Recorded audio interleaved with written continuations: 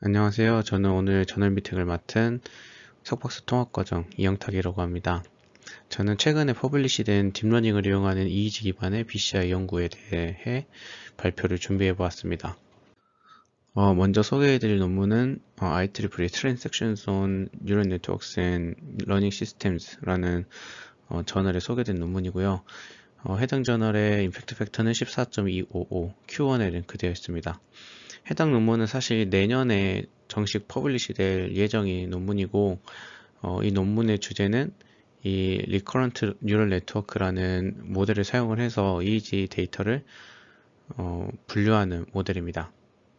먼저 해당 연구에서 사용한 EEG 데이터는 웹상에서 공개되어 있는 BCI 2000이라는 데이터셋을 사용을 했고, 해당 데이터셋은 109명의 피험자가 모터 이미저리를 수행하는 동안 측정된 EEG 데이터를 포함하고 있습니다. 그래서 인풋 데이터로는 타임 시리즈 데이터를 그대로 사용을 했고, 아키텍처 같은 경우에는 MRFS, MRNN이라는 모델을 제안을 했는데, 이 모델은 앞에 MRFS랑 뒤에 mRNN이 결합된 모델입니다. 그래서 각 섹션에서 어떤 역할을 하는지는 뒤에서 설명해 드리도록 하겠습니다. 클래시피케이션은 총 3가지 방법으로 진행을 했는데요. 인디비주얼, 그룹, 브랜뉴 이렇게 3가지를 진행을 했는데, 이건 이제 뒤에서 그림과 함께 자세히 설명해 드리도록 하겠습니다.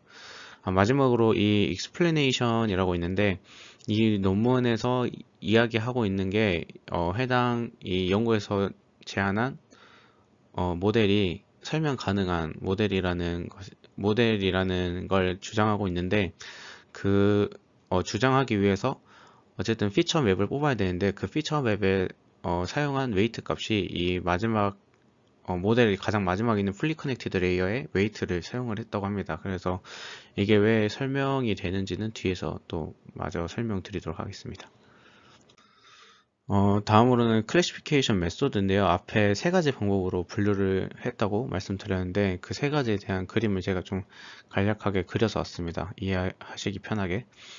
그래서 인디비주얼 같은 경우에는 저희가 총 20명의 피험자가 있다고 한다면 총 20명이 각각 개개인의 분류 정확도가 나오는 겁니다. 그래서 1번의 분류 정확도, 2번의 분류 정확도, 마지막에는 20번째 피험자의 분류 정확도, 이렇게 해서 총 20개의 분류 정확도가 나오는 걸 말을 하고요.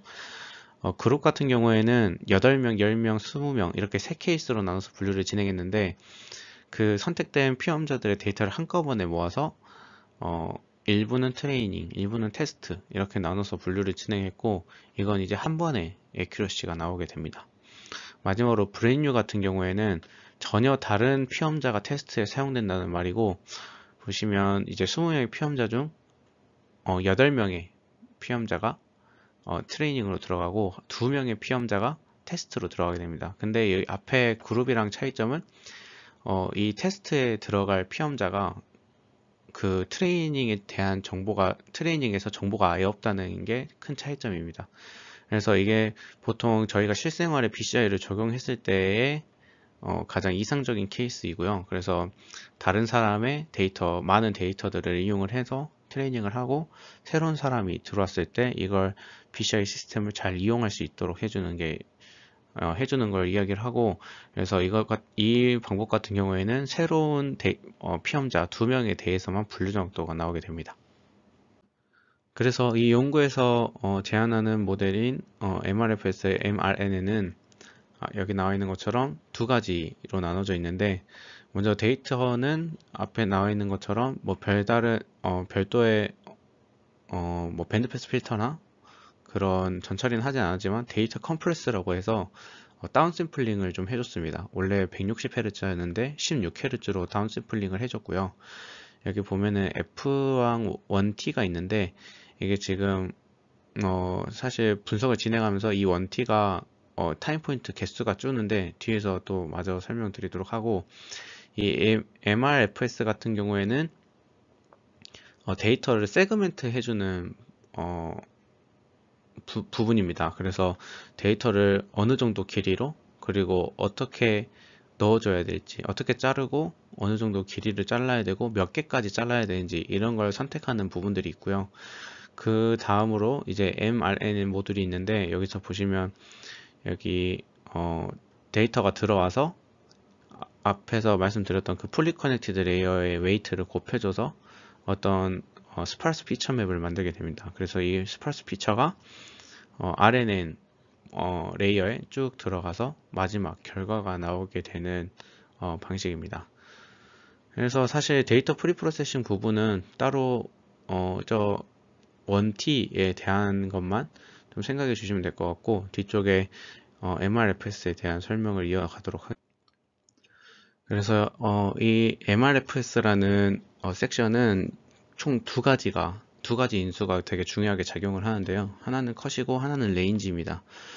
컷 같은 경우에는 이 세그멘테이션을 몇 번 할 건지를 이야기를 합니다. 그래서 이 예시에는 5times라고 되어 있는데, 이거는 1개부터 10개까지 이 연구자들이 어떤 게 가장 좋을지 확인을 해봤고, 레인지 같은 경우에는 이 컷한 것의 길이, 윈도우 크기를 이야기를 하는 겁니다.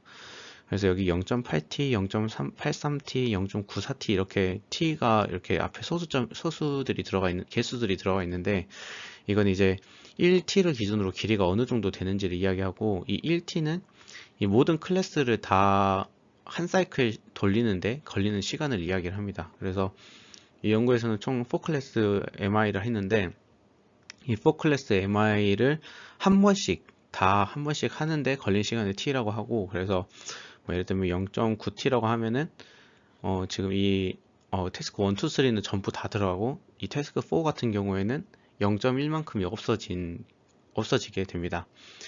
데이터를 이렇게 좀 자르면서 하는 이유가, 이걸 그냥 통째로 넣게 되면은 그 RNN 학습을 할 때 너무 오버피팅이 돼서 모델 성능이 좀 떨어진다고 합니다. 근데 이렇게 길이를 좀 다르게 하고 컷을 여러 개를 내서 여러 데이터를 넣게 되면 좀 모델 자체가 잘 일반화가 돼가지고 제너럴라이징이 돼가지고 모델의 성능이 훨씬 좋다고 합니다. 그리고 이 이점은 이제 뒤쪽에서 그룹이나 아니면 브랜뉴를 분석을 했을 때 더 좋은 성능을 보이게 됩니다. 그 다음에 mRNN 부분인데요. 이 mRNN은 그냥 그 풀리 커넥티드 레이어로부터 웨이트를 받아와서 이 인풋 데이터에 곱해주게 됩니다. 그래서 이 두 개를 곱해주게 되면 여기 나와 있는 것처럼 스파르스 피처가 되는데, 이게 아마 이제 풀리 커넥티드 레이어는 보통 클래시피케이션에 사용되는 레이어다 보니까 이게 중요한 부분에 좀 웨이트가 크게 할당되는 경우들이 있을 겁니다. 그래서 이 중요한 어떤 타임 포인트, 어떤 채널들을 선택을 하는데 사용이 됐을 것 같고요.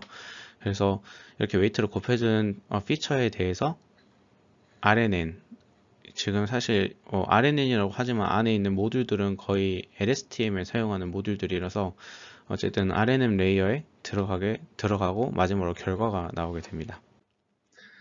그래서 먼저 그 앞쪽 섹션이 어떤 역할을 하는지를 보여주는 결과고요.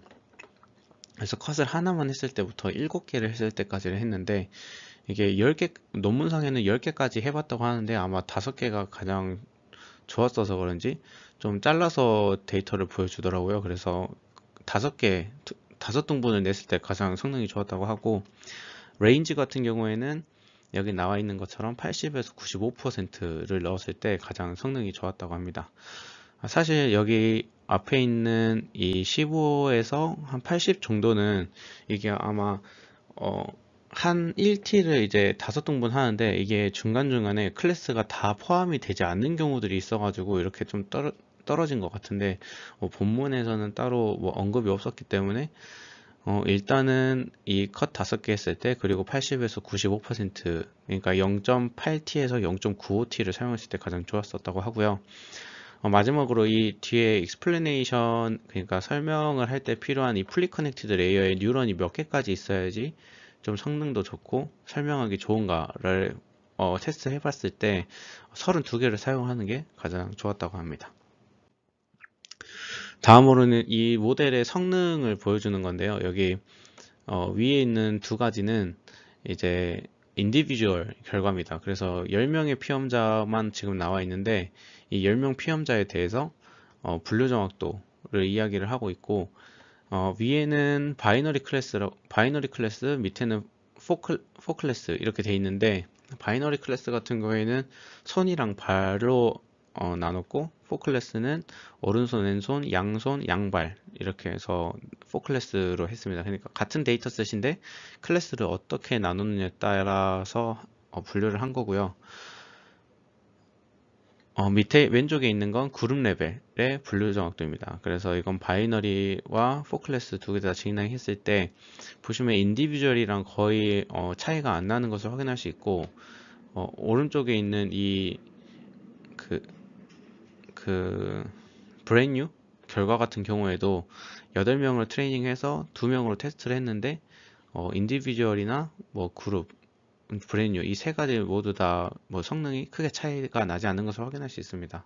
이걸 가지고 이야기할 수 있는 게 모델이 굉장히 잘 일반화가 됐다고 할 수 있고, 사실 이게 위에서부터 아래로 그리고 오른쪽으로 갈수록 더 분류하기가 원래 어려운 문제입니다. 사실 인디비주얼 같은 경우에는 그냥 개개인이 가지고 있는 특징을 추출을 해가지고 분류를 하는 거기 때문에 거의 잘 나오는데, 이렇게 그룹 레벨, 그러니까 뭐 10명의 특징을 한꺼번에 모아서 이게 각각 개인차가 또 있을 텐데 각각의 이런 피처들이 개성이 있을 건데, 이 개성까지 좀 잘 고려를 하는, 어떻게 보면 공통적인 성분을 잘 찾았다고 할 수 있고, 이 오른쪽 건 더더욱 힘들겠죠. 왜냐하면 그룹에서는 뭐 저를 예를 들면 제 데이터 일부가 트레이닝에 있었기 때문에 테스트에서 잘 될 수 있는데, 브랜뉴 같은 경우에는 아예 제 데이터가 없이 시작하는 거기 때문에 이렇게 성능이 좋기가 쉽지 않은데, 해당 연구에서 이제 제안하는 모델이 굉장히 일반화를 잘 하고 제너럴라이제이션을 잘 하고 있다라는 것을 확인할 수 있습니다. 고 해당 모델을 최근은 아니고 같은 데이터셋을 사용한 다른 연구들과 비교를 했을 때 확실히 높은 분류 성능을 보여주는 것을 확인하는 거고요. 오른쪽은 이제 그룹 레벨로 넘어갔을 때의 분류 낙도가 어느 정도 있는지를 확인하는 건데, 사실 왼쪽은 같은 데이터셋을 사용을 했어도 이게 여기는 사실 10명밖에 안 썼는데 다른 연구들과 이게 1대1로 잘 매칭이 안 될 것 같은데, 어, 일단은 분류 정도가 가장 좋은 것을 확인을 할 수 있고, 오른쪽도 사실 뭐 106명이 다 들어간 데이터 연구 같은 경우에는 한 85에서 74, 85, 74 그래서 한 10%씩 떨어지긴 하는데, 근데 사실 피험자 수 자체가 지금 5배라서 이것도 좀 1대1로 비교하기 힘들 것 같은데, 일단 사실 이 논문에서 가장 이해 안 됐던 부분이 109명 데이터를 전부 다 사용하지 않는 것도 그렇고, 이 선택한 기준도 이야기를 하지 않는 것도 있고, 조금 이 부분이 조금 의아함이 있는데, 일단 다른 연구들보다 더 좋은 성능을 보인다는 것을 확인을 할 수 있습니다.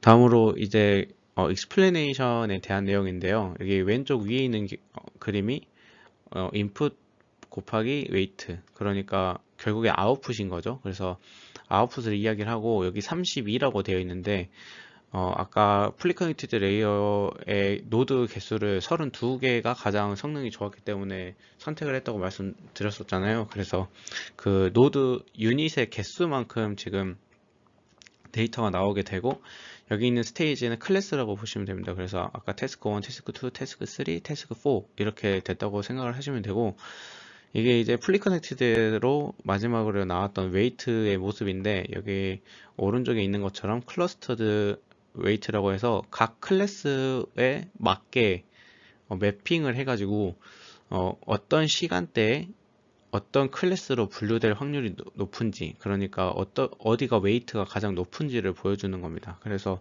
지금 여기가 첫 번째가 클래스 1, 클래스 2, 클래스 3, 클래스 4, 그리고 X축은 타임. 그래서 첫 번째 제일 먼저 시작했을 때는 클래스 2일 확률이 가장 높고, 뭐 3일 확률이 가장 높고, 1일 확률이 가장 높고, 4일 확률, 이게 이제 클래스의 순서를 나타내게 됩니다. 그래서 이게 이제 왼쪽 위에 그림이랑 합쳐져 가지고 이 빨간색 네모칸이 좀 특수한 어떤 패턴을 나타낸다라고 이야기를 하고 있는데,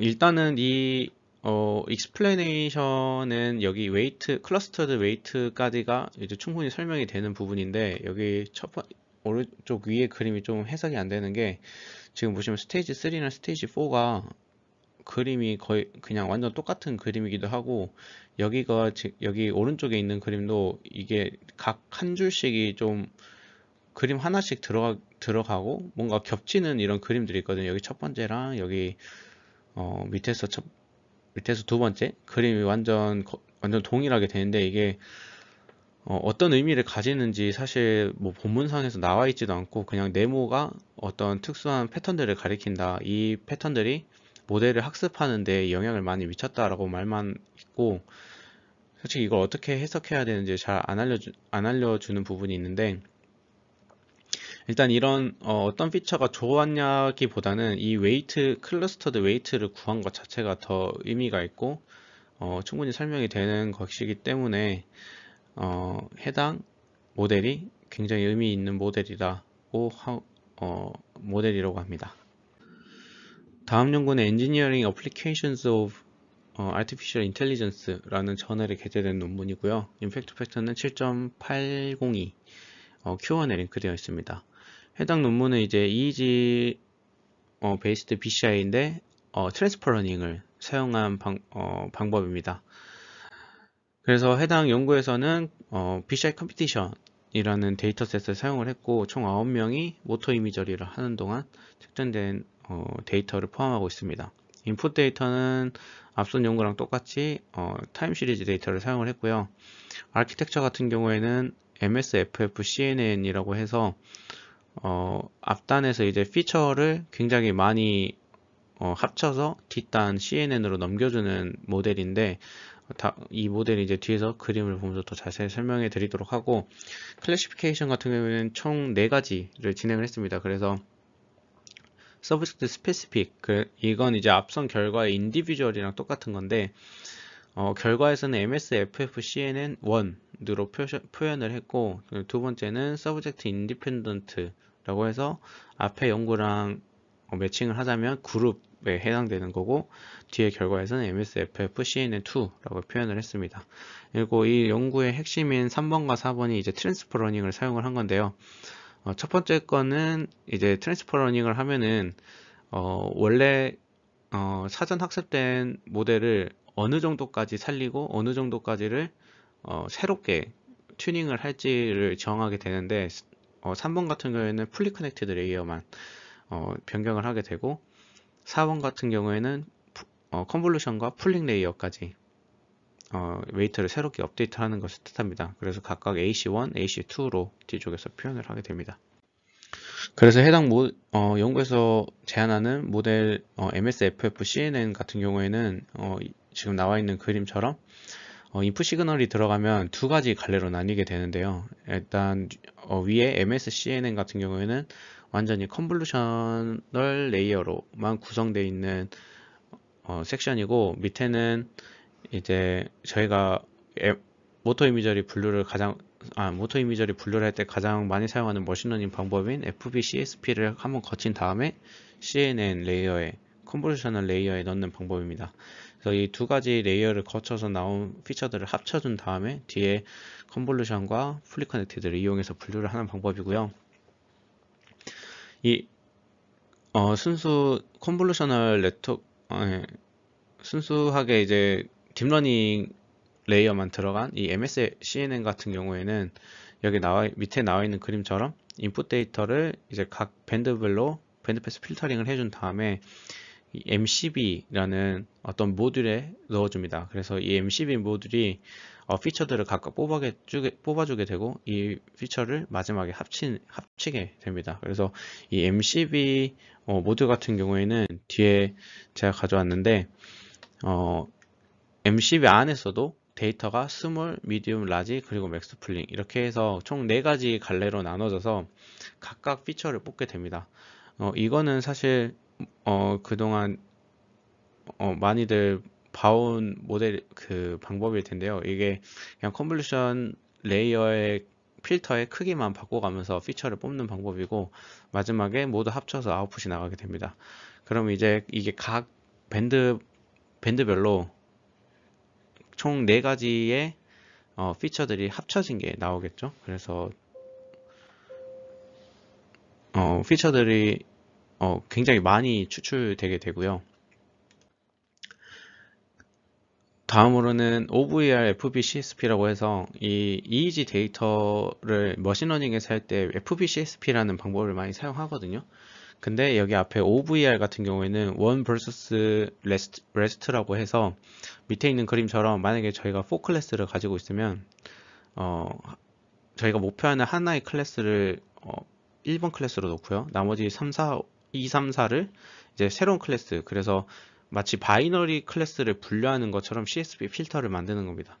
그래서 EEG 데이터를 이렇게 OVR, FBCSP를 구해서 지금 여기 총 4가지가 있는데 클래스 뭐 1에 대해서 FBCSP가 이제 필터가 된 거, 그리고 클래스 2에 대해서 CSP가 잘 피팅이 된 거, 그리고 클래스 3, 클래스 4에 대해서 이제 각각 CSP 필터가 잘 피팅이 됐을 거고, 그걸 각각 피처를 뽑은 다음에 마지막에 합치는 방법입니다. 그래서 최종적으로 아까 앞서 MSCNN이랑 여기 OVR FBCSP가 합쳐져서 최종 컨보루션 레이어에 들어가서 최종 분류를 하게 됩니다.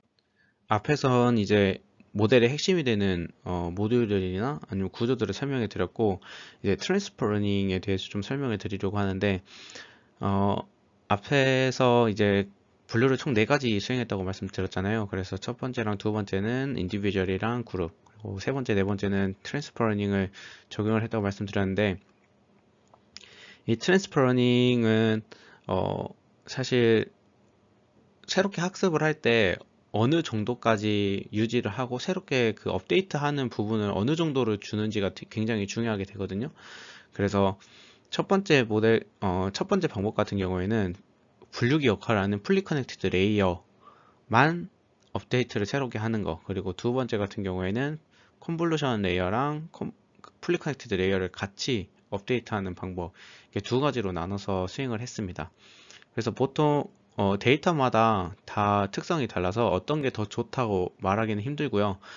그리고 이 트랜스퍼 러닝을 할 때 중요한 변수가 2가지가 있는데, 하나는 이 트레이닝 데이터에서 그 얼마나 데이터를 많이 사용할 건지, 그리고 러닝 레이트를 어느 정도 잡아줄 건지, 이 2가지가 굉장히 중요한 역할을 한다고 하는데요. 그래서 제타 같은 경우에는 트레이닝 데이터를 얼마나 사용했는지를 이렇게 0.2 단위로 수행을 했고, 세타 같은 경우에는 뒤에 표일수도 나오겠지만 0.1, 0.5, 1 이런 식으로 좀 넓게 한 번 하고 또 세세하게 한 번 하고, 이렇게 2가지 결과가 있습니다. 그래서 이 러닝 레이트 같은 경우에는 굉장히 이 트랜스퍼 러닝을 하는데 좀 영향을 많이 준다고 합니다. 그래서 이걸 좀 옵티마이징 하는 게 좀 중요하다고 이야기를 하고 있고, 그럴 수밖에 없다고 생각되는 게, 사실 원래 있는 사전 학습된 모델에서 일부만 이제 학습을 새롭게 업데이트 하다 보니까 이게 또 러닝 레이트가 너무 낮으면 러닝도 오래 걸리고, 너무 새로운 데이터에 너무 피팅될 확률이 높아지고, 또 너무 적으면 새로운 데이터에 다 적응을 못 하겠죠. 그래서 이런 인수들이 좀 중요하다고 합니다. 이 부분에 대해서는 뒤에 결과에서 또 설명드리도록 하겠습니다. 그래서 첫 번째로 그 MCB라고 해서 아까 피처를 뽑아내는데 컨볼루션의 커널 사이즈를 조금씩 바꿔가면서 여러 가지를 사용한 부분이 여러 가지를 사용했다고 말씀드렸는데, 보시면 그냥 135만 사용을 한 게 아니라 다양한 사이즈를 사용을 해봤는데, 그 중에 135를 사용을 했을 때가 가장 성능이 좋았다고 합니다. 풀링 레이어 같은 경우에는 그렇게 큰 영향을 미치진 않았는데, 그냥 에버리지 풀링을 했는지 맥스 풀링을 했는지 둘 중에 어떤 게 더 좋은지를 확인을 해봤다고 하고, 결과적으로 이 맥스 풀링을 사용을 했다고 합니다. 다음으로는 베이스 모델과의 비교인데요. 이건 앞에 있는 LDA, SVM 같은 경우에는 머신러닝으로 가장 많이 사용하는 분류기들이고, 이제 바닐라 CNN이라고 해서 이건 사실 어떤 CNN 모델을 사용했는지 나오진 않았지만 굉장히 기본적인 CNN을 쓴 것 같고, 이게 뒤에 이제 MSFF CNN 1, 2가 이제 해당 연구에서 제안한 모델입니다. 그래서 원 같은 경우에는 인디비주얼, 아까 피험자 한 명 한 명 이렇게 나오는 거고, 이 MSFF CNN2 같은 경우에는 그룹으로 각 피험자를 다 한꺼번에 트레이닝을 하고 테스트를 하는 경우인데, 제일 먼저 보여드렸던 연구들이랑은 조금 다른 게 데이터 자체는 1번부터 9번까지 다 들어가는데 테스트를 할 때 한꺼번에 넣고 하는 게 아니라 피험자 1번에 대해서 테스트를 한번 하고 피험자 2번에 대해서도 테스트를 하고 이렇게 해서 각 피험자마다 또 테스트 결과가 나옵니다. 그리고 앞에 설명해 드릴 때는 그룹으로 하는 게 더 그 좋은 성능을 얻기 어렵다고 말씀드렸는데, 여기 보시면 그룹으로 했을 때 성능이 더 높은 것을 확인할 수 있습니다. 그래서 이 연구에서도 마찬가지로 제너럴라이제이션이 잘 됐다는 걸 의미를 하게 됩니다. 그래서 이 결과는 그 트랜스퍼 러닝에 대한 결과고요. 보시면 세타랑 제타에 대해서 성능이 어떻게 바뀌는지를 이야기를 하고 있습니다. 그래서 세타에 대해서는 여러 가지 세세하게 나누기도 하고 좀 러프하게 나누기도 했는데, 결과적으로 러닝 레이트는 0.01을 했을 때가 가장 성능이 좋았다고 하고요. 전체 피험자 분류 정확도, 평균 분류 정확도 한 94% 정도 됐다고 합니다. 앞에 그룹 같은 경우는 91% 정도였는데, 이게 그룹은 사실 새로운, 그러니까 테스트 데이터가 트레이닝에 완전 독립되어 있다 보니까 좀 트랜스퍼 러닝보다 조금 낮게 나온 것 같습니다. 그래서 이 연구에서 제안하는 트랜스퍼 러닝이 잘 작동을 한다라는 것을 확인할 수 있습니다. 해당 결과는 같은 데이터셋을 사용한 다른 타 연구들과의 비교를 나타내고요. 에버리지 결과가 0.88인데 앞에 0.94는 에큐러시고요. 여기 있는 0.88은 카파 계수라고 해서 모델의 어떤 효용성을 나타내는 지표 중에 하나인데, 높을수록 좋다고 생각하시면 되고, 그래서 이 연구에서 제안하는 모델이 가장 좋았다라는 것을 확인했습니다. 그래서 앞선 연구들은 굉장히 좋은 논문에서 최근에 나온 논문들인데요. 대부분 논문들이 이제 그동안 계속 생각했던 어떻게 효율적으로 의미 있는, 그리고 구별 가능한 피처를 뽑을지, 그리고 어떻게 이런 변동성과 오버피팅 문제를 해결할지만 생각을 할 뿐만 아니라 이제 실용적인 면을 고려를 해서 전체 피험자를 다 사용을 한다거나 아니면 트랜스퍼 러닝을 써서 새로운 데이터에 대해서 좀 잘 되도록 만든다거나, 이런 식으로 조금 제가 지금까지 계속 연구하고 있는 이런 인디비주얼한 결과뿐만 아니라 이런 새로운 것들도 함께 연구가 되어야 좀 이런 좋은 저널, 그리고 조금 더 의미 있는 연구가 되지 않을까라는 생각을 하게 됩니다. 준비하다 보니 좀 영상이 길어졌는데 제가 준비한 발표는 여기까지입니다. 감사합니다.